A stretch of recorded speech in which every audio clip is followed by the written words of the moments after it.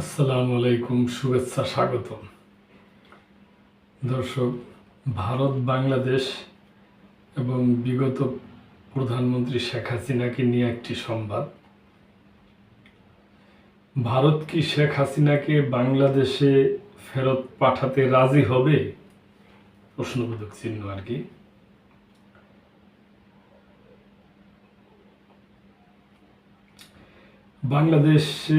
বাংলাদেশ শেখ হাসিনার প্রত্যাবর্তনের অনুরোধে আনুষ্ঠানিকভাবে ভারতের প্রয়োজনীয় সকল নথিপত্র পাঠিয়েছে এবং প্রয়োজনীয় একটি স্মারক জারি করতে প্রস্তুত। গত বছর ডিসেম্বরের শেষের দিকে বাংলাদেশের মৌখিকভাবে জানানো প্রত্যাবর্তনের অনুরোধের উত্তর ভারত এখনো দেয়নি। এ বিষয়ে ভারতের পররাষ্ট্র মন্ত্রণালয় তাদের অবস্থান সংযুক্ত রেখেছে এবং বারবার জিজ্ঞাসাবাদ সত্ত্বেও প্রাথমিক স্বীকৃতি ছাড়া আর কোনো মন্তব্য করা থেকে বিরত রয়েছে। প্রত্যাবর্তনের বিষয়ে ভারতের নীরব থাকাতে দেখা দিয়েছে দ্বন্দ্ব। ভারত কি শেখ হাসিনাকে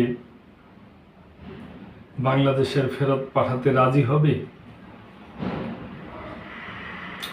আন্তর্জাতিক online news magazine the diplomat প্রত্যাবর্তন জটিল প্রক্রিয়া ও ভারতের উপর এর প্রভাব নিয়ে একটি প্রতিবেদন প্রকাশ করেছে।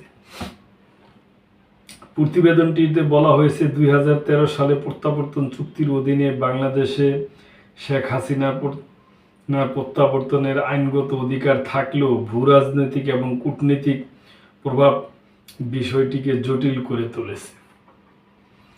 ভারত যদি শেখ হাসিনাকে ফেরত পাঠাতে সম্মত হয়, তাহলে ভারত বাংলাদেশ প্রত্যাপন্ন চুক্তির চিঠি এবং আন্তর্জাতিক কূটনীতির কঠোর বাস্তবতার সাপেক্ষে প্রক্রিয়াটি একাধিক ধাপের মধ্য দিয়ে এগিয়ে যাবে। শিক্ষাবিদ ও আইনবিদ ডক্টর সঙ্গীতা তাক বলেন, কারিগরি বিষয়গুলো মূলত প্রত্যাবর্তন চুক্তি দ্বারা নিয়ন্ত্রিত হয়, তবে রাজনৈতিক, কূটনীতিক ও মানবাধিকারের বিষয়গুলো এটাকে অবিশ্বাস্য, জটিল ও সংবেদনশীল করে তুলবে। তিনি পাঞ্জাবের রাজীব গান্ধী জাতীয় আইন বিশ্ববিদ্যালয়ের সহকারী অধ্যাপক হিসেবে কর্মরত রয়েছেন। সঙ্গীতা তাকবল জানান, বাংলাদেশের পক্ষ থেকে ভারতের কাছে আনুষ্ঠানিক প্রত্যাবর্তন অনুরোধ জমা দেওয়ার মাধ্যমে এই প্রক্রিয়া শুরু হবে। এই অনুরোধে শেখ হাসিনার বিরুদ্ধে আনা অভিযোগের বিস্তারিত বিবরণ থাকতে হবে এবং বিচারিক আদেশ, গ্রেপ্তারি পরোয়ানা এবং অন্যান্য প্রমাণপত্র সহ সহায়ক নথির একটি শক্তিশালী সংগ্রহ থাকতে হবে। তিনি জোর দিয়ে বলেন, অনুরোধে অবশ্যই এটা নিশ্চিত করতে হবে যে বাংলাদেশ বিচার সুষ্ঠু হবে এবং এটি পক্ষপাত দুষ্ট হবে না। অর্থাৎ কেবল অভিযুক্ত অপরাধের তালিকাভুক্তর পাশাপাশি অনুরোধে অবশ্যই এই নিশ্চয়তা প্রদান করতে হবে যে শেখ হাসিনার বিরুদ্ধে রাজনৈতিক পক্ষপাতিত্বের অভিযোগ আনা হবে না। এটি একটি গুরুত্বপূর্ণ শর্ত যা ভারত শেখ হাসিনাকে বাংলাদেশে ফেরত পাঠানোর আগে যাচাই করবে। বাংলাদেশ ইতিমধ্যে এ শর্ত পূরণ করেছে, কিন্তু এরপর কি হবে?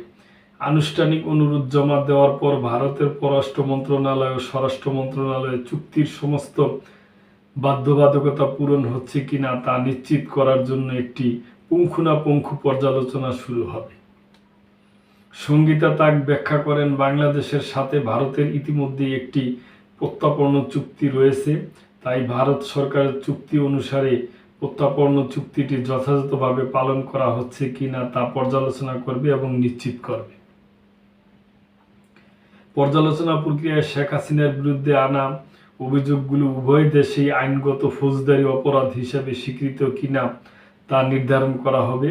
এটি দ্বৈত অপরাধ হিসাবে পরিচিত। ভারতীয় কর্তৃপক্ষকে এটিও পরীক্ষা করতে হবে যে কোনো অভিযোগ রাজনৈতিক, সামরিক বা ধর্মীয় অপরাধের জন্য ছাড়ের মধ্যে পড়ে কিনা।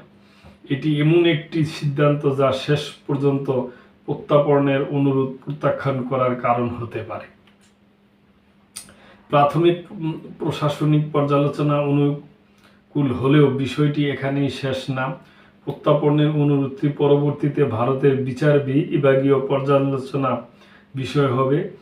সেখানে বিশেষায়িত প্রত্যাপন ইগুলো এর বৈধতা ও যোগ্যতা যাচাই করবে। সঙ্গীতা তাক আরও বলেন, ভারত প্রত্যাপনের বিচার বিভাগীয় পর্যালোচনাও করবে। ভারতে প্রত্যাপনের জন্য গঠিত বিশেষ আদালতগুলো প্রত্যাপনের অনুরোধের বৈধতা ও যোগ্যতা পরীক্ষা করবে। যদিও আদালত দেখে যে রাজনৈতিক মামলার বিশ্বাসযোগ্য হুমকি রয়েছে, তাহলে প্রত্যাপনও আটকে দিতে পারে। রাজনৈতিক প্রতিশোধের জন্য প্রত্যাপনের আইন অপব্যবহার রোধ করার জন্য এই বিচারিক সুরক্ষা অপরিহার্য। এতে শেখ হাসিনাকে হস্তান্তরের যে কোনো সিদ্ধান্ত আইনের শাসনের ভিত্তিতে দৃঢ়ভাবে প্রতিষ্ঠিত হবে বলে নিশ্চিত করা যাবে। ভারতের আদালত ও নির্বাহী বিভাগ চূড়ান্তভাবে প্রত্যাপনের সিদ্ধান্ত নিলে পরবর্তী পদক্ষেপ হবে স্থানীয় পুলিশ অথবা কেন্দ্রীয় আইন প্রয়োগকারী সংস্থার মাধ্যমে গ্রেপ্তারি পরোয়ানা জারি করা। গ্রেপ্তারের পর শেখ হাসিনাকে নিরাপদ স্থানে রাখা হবে যতক্ষণ না তার প্রত্যাপনের ব্যবস্থা করা হচ্ছে। সঙ্গীতা তাক বলেন, প্রত্যাপন প্রক্রিয়ায় চূড়ান্ত ধাপ হবে হাসিনাকে ভারতীয় হেফাজত থেকে বাংলাদেশি কর্তৃপক্ষের কাছে সশরীরে হস্তান্তর করা।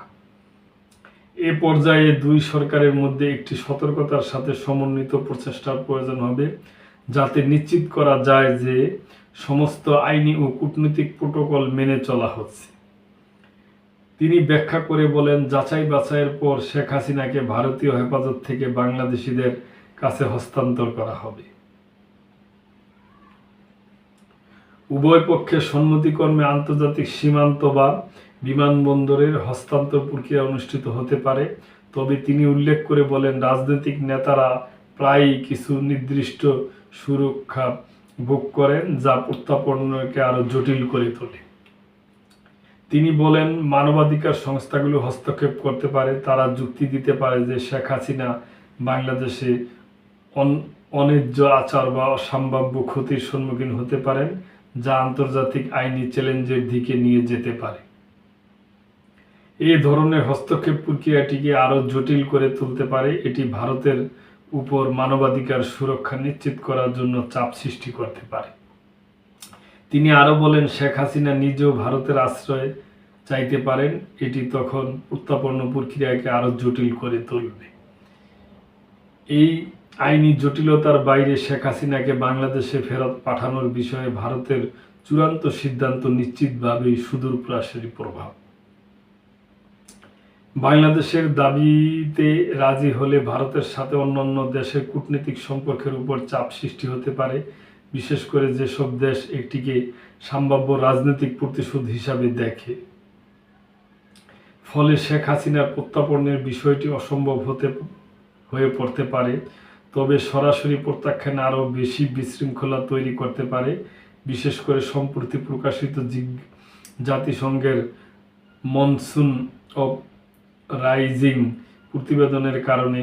প্রতিবেদনটিতে বলা হয়েছে, শেখ হাসিনা ও তার দলের নেতাদের পাশাপাশি আইন প্রয়োগকারী সংস্থাগুলো মানবতা বিরোধী অপরাধে জড়িত।